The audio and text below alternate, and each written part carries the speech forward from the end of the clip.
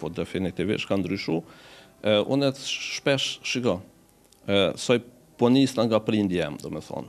Unë jem fëmija i 6, ma i vogli.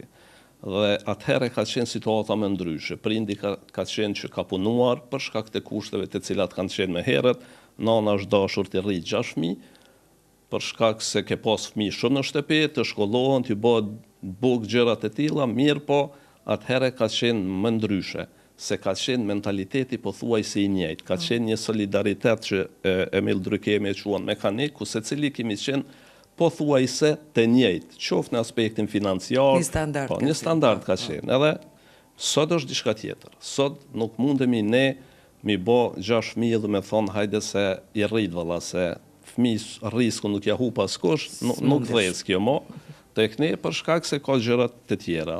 Fëmija sot lyp standarde më të mira, lyp kushte, të veshët mirë, të ketë një të laptop, një iPad apo diçka, dhe në këtë mënyrë Çështja shpjegojmë një fëmijët që jashtë ekzistojnë shtresa të ndryshme sot.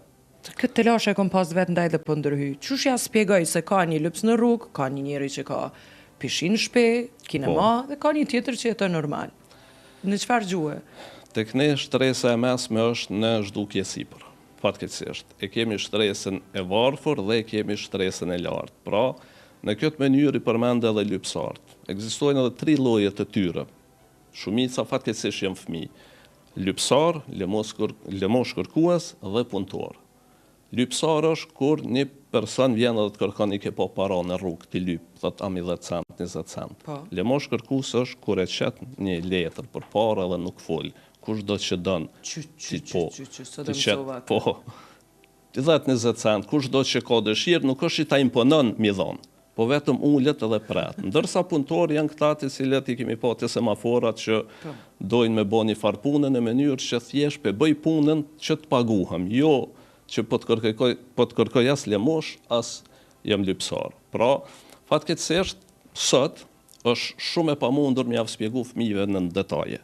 Për shkak se është interesant se edhe fëmijët sot duke hyrë në rrjetet sociale, duke parë gjithçka, thot çka ka ndodhur me këtë fëmijë. Ka të pamundur me nënkuptuar që ndoshta ky fëmijë është i trafikum, ndoshta prindërit i ka të ndarë, ndoshta prindërit i ka edhe të vdekur dhe dikush e ka shpërdor ata në rrugë. Fatkeqësisht edhe institucionet nuk është që kanë kryer punën e tyre si duhet, sa i përket këtyre themi kushtimisht punëtorëve të cilët punojnë tek semaforat, mirë po mjaft spjegu standardin fëmijëve në qoftë se fëmija i ka kushtet mirë, atëherë ai nuk e kupton. Po është çështje te ne prind duhet me nalë dhe mi thonë, shiko, duhet me pas empati edhe për këta fëmijë. Ndoshta kanë kushtet vështira financiare, ndoshta janë të shtyer nga çfarë do halli që të dalin dhe të kërkojnë gjërat e tilla. Mirë po ne si prind e kemi për detyrë t'ju shpjegojmë që duhet të kemi empati për secilin. Qoftë çfarë do moshe, qoftë çfarë do statusi social që e ka, një prind fëmin duhet me mësu të jetë empatik. Momentin që ai ka empati, atëherë emocionit i ka ma ndryshe, i sheh gjërat ma ndryshe dhe është shumë pak i prirur pra të futet në probleme.